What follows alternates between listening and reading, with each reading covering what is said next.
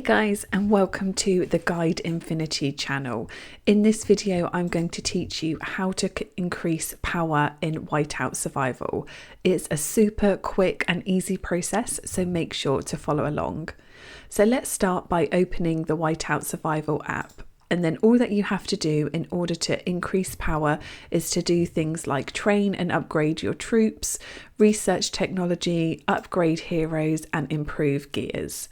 So first, let's go into the Heroes tab, and you'll be able to see if you have the upgrade materials necessary to level them up. I highly recommend that you always level all the heroes that you use frequently to the maximum level possible, as this will increase all of their stats and you'll be able to explore more and gather more materials. So you can go ahead and upgrade your heroes as necessary. Make sure that you also upgrade your gears.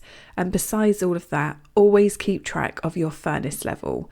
By upgrading your furnace, you're going to have access to more features, different structures, and more areas that are going to help you train and acquire new heroes.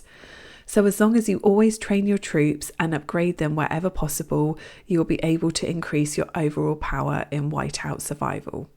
I hope you guys found this video useful. If you could hit the like button and the subscribe button, it means so much to us and we really do appreciate it.